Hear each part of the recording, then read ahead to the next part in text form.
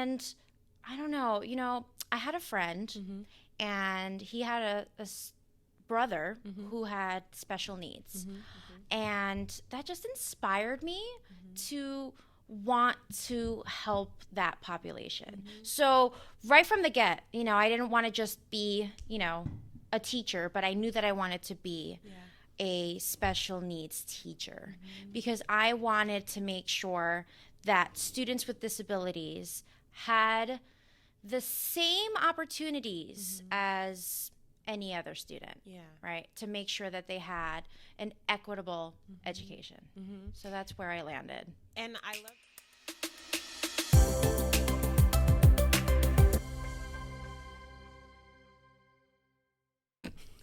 Hey there, welcome back to TWT Podcast with yours truly, Dr. Jacinth Joyce. And you know what we do here. We empower teachers through the power of story sharing and storytelling. And so I have a former teacher, a past teacher, who is now in a leadership role serving as a literacy coach. One of my good friends, my amazing friends. We're kind of quirky, so this might be a quirky episode. Who knows?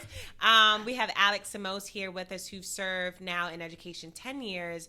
But again, the currency of this podcast is in your like, your share, and your subscribe. So share this with a fellow educator, and we'll get into a really good conversation today. So Alex, welcome to TWT. Thanks for having me. Thank you for coming on. And I want to talk to you about this conversation around, well, you've been in the special education world. And so I do feel like your lens is going to add wealth and value to the conversation we have here. It's just not a podcast, but it's conversations we have with educators to push education forward, right? And here at TWT, we believe that you were not created to survive. You were born to thrive. And so that is really at the heart behind the podcast. But I want to first ask you the question. When you hear the phrase teachers who thrive, what comes to mind? Teachers who thrive. Teachers who are just loving what they do and are really given all of the resources and support that they need to really be successful in their career, and be the best version of themselves that they can be for our students and our future. And I just want to say thank you for sharing that, being the best self, being their best self, right? And I feel like our relationship and our journey together starting out, shout out to Plainfield Hubbard Middle School under the leadership of Dr. Kwame Asante. Shout out to you, sir. I feel like there were many moments where we didn't really feel like we were thriving. It was heavily state monitored. The pressure and expectations of all stakeholders, community, parents, the state officials, our leaders, but even the expectations we have on ourselves, that we wanted to give the best that we had to our students. But it didn't always meet the reality. So we've had these expectations, these hopes, but then the realities were sometimes out of our control. And so I want to talk to you about your journey of what led you to teaching, and then also landing where you want to serve a population where there are a lot of stigmas. There's a lot of myths, and we're going to get to some of those around special education. But who is Alex Simoes, and why education? Who's Alex Simoes? That's a loaded one, right? That is a loaded question. Well, honestly, I just want the world to be a better place. Oh, yay. I do. And I feel like teachers have such a huge impact on our world. Everyone has to go to school. Right. Everyone has to have a teacher. Right. So, I want to make sure that we're just really making the world a better place. And I don't know, I had a friend and he had a brother who had special needs. And that just inspired me to want to help that population. So right from the get, I didn't want to just be, a teacher, but I knew that I wanted to be a special needs teacher because I wanted to make sure that students with disabilities had the same opportunities as any other student, right? To make sure that they had an equitable education. So that's where I landed. And I love the fact that you said equitable, that they can achieve, right? And I think a lot of the myths that I hear or I've seen coming out of the classroom into leadership space, serving as a literacy coach. And we're going to talk about that because I had a misconception. I mean, my myth was, and your classroom was so robust. I mean, you remember my classroom, yellow, reds, colors everywhere. I remember Simoes had library shelves built in her classroom, rugs. I mean, flexible seating. I mean, colors everywhere, but information, anchor charts. Just, it was so alive in your classroom. And I think one of the myths that I hear about special education or students with special needs is they can't achieve, or we're challenging too much. Oh, this is too hard for them. And then in your classroom, I can maybe even assume that you thought what was happening in your classroom was happening everywhere. But now, stepping outside as a coach, you are seeing the many experiences that students are having, students with special needs are having, exceptional students are having. And then the reality is very confronting that not all students are getting this equitable education. And so how, in the space that you're in a leadership position outside the classroom, but what can you share about your experience working with students with special needs in your own classroom, what you've learned through your personal journey, and how does that add value to you serving as a coach, but again through the lens of equity and serving students equitably, but also focusing on those students who have special needs? I love that you mentioned that my classroom had a lot of colors. It was amazing. And anchor charts, right? Because, and this might be another myth, right? Which I don't agree with at all. I feel like students thrived in my classroom. Exactly. Right? Absolutely. Yep. So now I hear, oh, you can't have so many colors because it's overstimulating, or too many anchor charts. It's too much. Well, obviously there's too many and a balance, right? So I'm just like, no, I want to make sure that my students feel welcome, and it's not just a sterile environment, right? Warm, inviting, colorful, flexible seating, rugs. That, I feel like if every teacher can have that, it would be great. But of course, as a special ed teacher, I had smaller class, which I had more space to do all of that.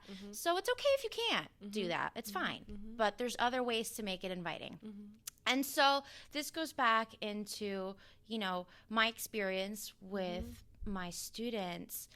It's that they would often ask me, Miss Simoes, is this a special ed class? That breaks my heart. I know. Yeah. Because there's just this stigma that being in a special ed class is a negative thing, right? And I would tell them, technically, yes. But you know what? We do the same things that your friends do in other classes, but we just go at a slower pace. We navigate it the way that we need to navigate it to make sure that you're understanding it. So I had to make sure, because it really had such an impact on them. Like, oh, you're SpEd. You're SpEd. There's nothing wrong with that. No. I just need some extra support, and that's okay. So I think most importantly, it's so important to just build that relationship with students. And I think what you said about students asking you, is this a SpEd classroom? And I do believe what you're saying. I wish every classroom was like that, because then they won't be able to identify, is this classroom very special because we have different resources? What if all the classrooms had differentiated resources for all of our students? And there is a stigma. I remember I was just talking to a friend of mine, and he mentioned, he struggled with reading in elementary. Now, this guy's now in his 40s, and he remembered he had to be pulled out because of his reading level. He's 40. You never really forget, no matter the experience, in school or not. But I remember one of my leaders said to me, education is the bedrock of injustice. And I was like, whoa. And she was talking about the reality that the things that we oftentimes do with good intention, we ain't talking about the state policies or things made by policymakers who have never stepped foot in a classroom. That's a real reality. But the things we do with good intention, sometimes they can have a lasting impact, right? Is this a special ed classroom? Why am I getting a different book? Why am I in this group? Or, even unfortunately students, when they understand the differences, they're not born into the world identifying differences. I do believe that's taught over time. But I do feel like even students who navigate special education, they're twice exceptional. They're exceptional. And I think there's some labels that create a sense of freedom so that you're able to identify and know what they need. But sometimes I do feel like I've learned labels can also hold some students back because of that stigma or that myth. Well, if you're in special education, that means you can't learn or you don't have the ability. But we all have different learning needs depending on the topic, right? I am robust and I'm very brilliant and I'm very quick on my feet with English language arts, ELA, or education. Bring me in the finance world, I may need me a one-on-one tutor. Okay, I may need you to break things, key concepts down to me, because our brains kind of retain information and learn very differently. And so what you're saying is how you had to have those hard conversations with students, most probably daily, to build their esteem back up, because they felt like, well, because I'm in this class, I'm less than. And so how did you build up students' esteem to know that they were not different in a way that they were less than, but they were also valuable? They can also achieve. Just because we're going at a different pacing does not mean that we're not learning the same things. Our friends are learning. I love that you said friends are learning. Make them continue to feel a part of the general population. But the reality is they are segregated. They are separated. But how did you daily build them up, and how you continue to build up your teachers in the position that you're in as a literacy coach? So definitely, having that relationship with them, knowing that building trust, right? That they can trust me to, that I have their best interest at heart, and making them a part and have a role in their education, and just reaffirming that every day. You can do this. You got this. Incentivizing certain things, even I see it now too. And actually in my role as a literacy coach, I was just analyzing data from a growth measure from the beginning of the year to the middle of the year. And there are students in the special ed classroom and in the multilingual classroom that showed growth. And exposing and telling and having that conversation with students. Hey, you showed growth. You may still be reading at a 4th grade level, but at the beginning of the year, you were reading at a 2nd grade level. You're showing growth. And capitalizing on that. That really just helps them feel confident and, okay, this is worthwhile. This is worth my time. Miss Simoes has my back. We got this.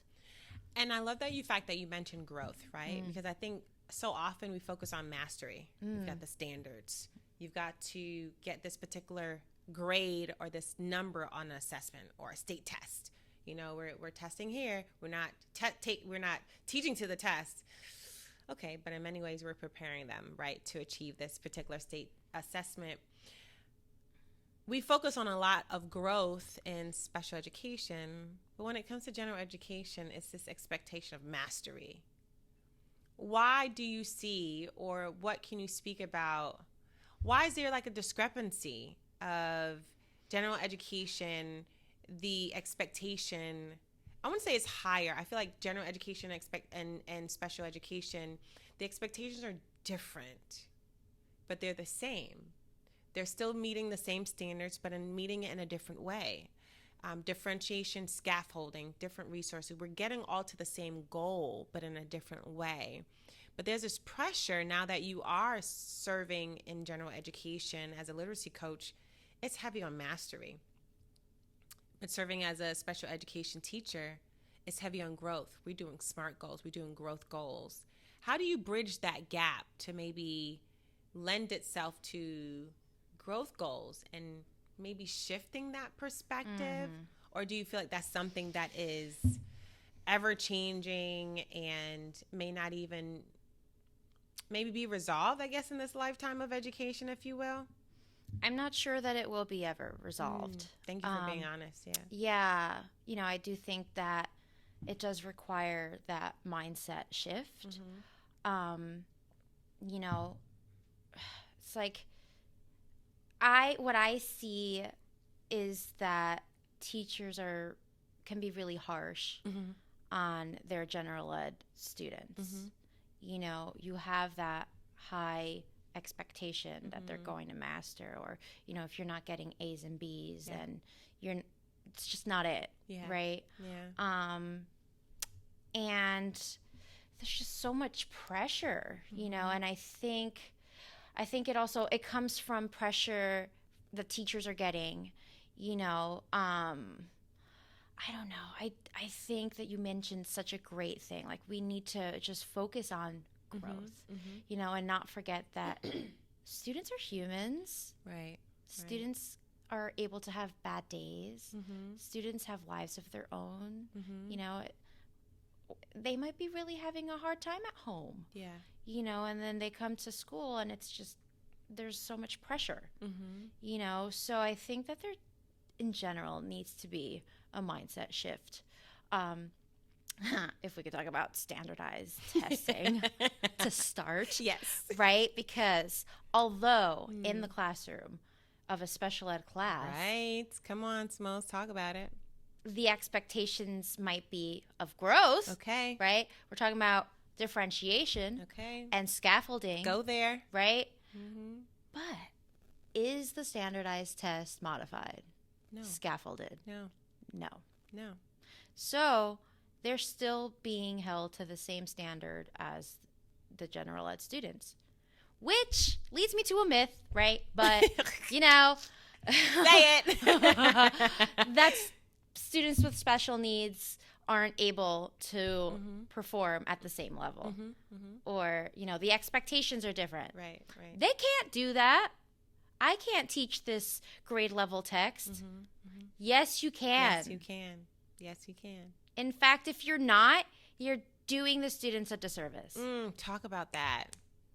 Yeah. Because it depends on how you provide that information of that grade level text, right? How do you tackle that grade level text? Because they're still in that grade. They're still going to be expected to perform as to those grade level standards. Special ed law says that their goals need to be on grade level. Yes. Do we remember reading that in our special ed classes? Because it's there. Yeah. And to be completely honest with you, when I was doing my master's and I was reading up on education law, now this might seem a little, I don't know, not ignorant, but just I was caught by surprise about my own reaction. Oh my gosh, really? Their goals, their IEP goals need to be on grade level? Yeah. But then, it's really difficult because I feel like teaching is a field where you're just learning on the go. Oh my God. On the job training. Yes. No one teaches you how to teach. Undergrad, so grateful for my education, yes, because if not, I wouldn't be here. But I felt like I didn't learn anything until you're just there in the field. Yeah. And that is so good in regards to what you were talking about, the expectation of mastery when they get to that state assessment. But we're differentiating work throughout the day so they feel accomplished. And then when they get to the state assessment, their scores may be a little lower, or we provide accommodations in regards to time and things like that. But when it comes to them achieving the same now, and even 2012, we moved from a different standard to Common Core, and Common Core is written 2 grade levels above the grade level. So in 7th grade, the assessment was written at the 9th grade level. The challenge is higher. So to expect that we are differentiating, we're scaffolding, and we're teaching here, but then at the end of the goal is still to take the same state assessment, that is a disservice. That is an esteem breaker. But I do remember this one story, memory comes to mind in elementary school. Shout out to New York, PS 134. I love you, Principal Hamilton. I don't know if he's still alive, but that was my principal then. I remember I was in 3rd and 4th grade. I began to realize that there was a trailer outside in the back of our school. I never knew what that trailer was, but it was not until I got older and went into education did I understand that that trailer was outside of the school, not because I thought it was for the teachers. I didn't know what I thought it was for. It was for a special education population. And it broke my heart. It brought me back to Jim Crow, separate but equal. What? We are practicing. We've come some way. We got more to go.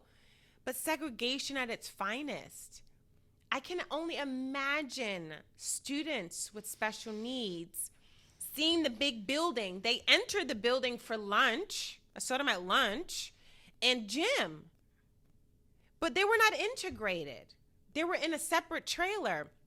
What does that do to your self-esteem? What does it do for your ability? You're showing up, you're coming into school, and I understand education has come a long way, research, and it has evolved. So they did the best they could, but that really broke my heart as an educator when I understood what that trailer was about. I didn't understand it then, but even that separate state of isolation, we may not do it in that extreme way now, but I do believe it still happens where students who are part of the special education population feel a sense of isolation, feel like they're in some ways not enough, or they can't achieve what they can attain because we lower the bar. Oh, because they have this and even the names of the categories, I remember they changed it now. There was a category, emotionally disturbed, which just really pissed me off because we're not understanding how trauma works. And so there are some, and that's our sad conversation, but how even we're assessing these students, how the assessment is created, from whose perspective, and is it equitable? And once classified, it's hard to declassify, and why that is. And so I want to open the floor and talk about, but that is forever etched on my memory. Now when I go back to elementary, I remember that trailer. And now that I understand as an educator what it was for, I often think about what are the many trailers that we still have in education today that still segregate, that still isolate, that still lower the bar for our students, but they're invisible now. They're not as visible as before. So I know that was just a thought, but how do you talked about the mindset, right? Shift from mastery to growth. How do you elevate the mindsets of the teachers that you serve with your lens of equity? So before I get into that, Sure thing. I feel triggered. Talk to me. Because, you mentioned those trailers and it took me back to my own education. I went to a private school. Okay. Actually, my whole life, I went to a private Catholic school. And we had the Terra Novas. What is that? Like a state assessment, but not really the state, it was like the NJSLA, but for private schools. Okay. So I did not do well on the Terra Novas. I never did. It didn't mean that I wasn't a good student. Right. I just completely blacked out. You put the test in front of me, and I'm like, yeah. What is test this? Anxiety too, yeah. Huge. Till this day, I still have test anxiety.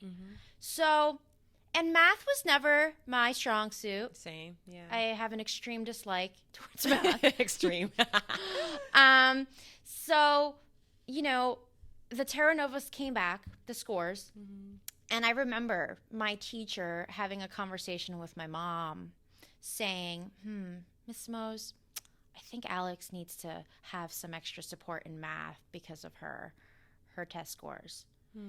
And my immediate reaction was to ask my mom, does that mean that I'm going to go to the trailers? Oh my gosh. We had trailers. Oh my God. We had trailers. Yeah. So at that age already, I had that association. Yeah. Like it was a prison. Yeah. That it wasn't somewhere you wanted to go. I felt ashamed of myself for even being considered to be going to that trailer for math. Yeah, so let's talk about the trauma. Yes. Okay? Oh my God. Yeah. It was really huge. Needless to say, I threw a fit and didn't end up in the trailers. I just continued to not be great at math. But, it wasn't until... And I just remember, like, my math teachers, they weren't the greatest. They didn't make me want to learn math. Yeah. They just stood in the front with the projector, projecting math the whole entire time. I'm like, I don't understand this. And if you ask a question, she's mean. Yeah. So I'm just like, I don't want to learn this. And it wasn't until my freshman or sophomore year in high school at Mother Seton. Shout out. Miss Hykowski, my math teacher at the time, she took the time to sit with me after school, whenever it needed to be done, and really help me through math. And she is the first and only teacher that actually told me that I was doing well. Ooh. And that really, just didn't make me feel like I was awful at it. And I want to talk, and this is where we're going to close. This conversation, we've been chatting. I know, it's been so good. I so miss you, Simoes. But I want to end it here because you landed. It was not until high school. Did you really experience a math teacher encourage you? Can you imagine? No. You've gone through 10 grades already, and you didn't feel that you could do math well. You didn't feel great at math, but it was not until 10th or 11th grade or 10th grade. And I want to close here because in the next conversation, I want to talk about the power of the teacher, because you could have walked through life not feeling, less than in the subject of math, but that teacher poured into you, and you talked about taking the time, and you could, and I just only imagine those students who have not come in contact with the teacher, who spoke positivity to them, who took the time. And I remember 7th grade, my first year of teaching. I will not say her name, but I remember I would always empower them for a test. Do the Superman or Superwoman pose, and we would say an affirmation before we take the test. And I just went over to her and I says, "You got this. Good luck." She goes, "What?" I says, "Good luck. You got this." She goes, "I never heard that before." Aww. No one, she says, no one has. I was like, "Why you make your face like that?" She goes, "No one has ever told me good luck before. I never heard a teacher say that." 7th grade. Did she master the content? No.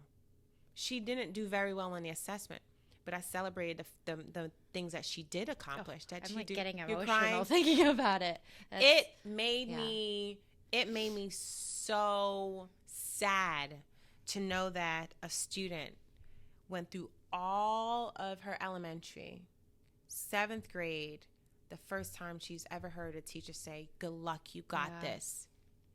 And I want to talk to you, and I want you to share. I know definitely you're getting emotional. What is that power? I want you to talk to that teacher who is in the classroom and may not experience their students mastering, but they see growth. how they should handle that and speak life and take the time out for their students. So I actually have that conversation frequently with teachers. You know, it's a journey. You know, things aren't going to happen overnight. You can, a lot of the times is like the teacher feels like they're not good enough. Yeah. You know, they're not able to help their students the way that they need to, right? But I catch myself empowering the teacher so that they can empower their students. That's good. You know, but I do see it happening. Teachers have those data chats, those conversations with their students. They're setting goals for growth based on where they are, you know, and they're not having expectations that are not realistic. So I am seeing that, you know, and it's great because we want the students to feel that it's achievable, you know, so that it's just, it's a conversation. It's all it is, a conversation. I walked past a classroom and there was a teacher who was having a conversation with her students about the growth on that assessment. And she put the student's name on the board. I don't remember the student's name, but like plus 59. He went up 59 points. Oh, wow. Yeah, I know. Yeah. So it's just really celebrating those wins, no matter how small. I love that. Simoes, thank you for being here. Thank you for having me. We're going to move me. into part 2 of our conversation, but listen, TWT family, you know how we do. The currency of our podcast is in your like, it's in your share, and in your subscribe. And as we always remind you, you were not created to survive. Listen, you were born to thrive. And if you thrive, how is it? Your students will thrive. Their families will thrive. Their communities will thrive. Our society will thrive. The world will thrive just because of you. And so until next time, I will talk soon.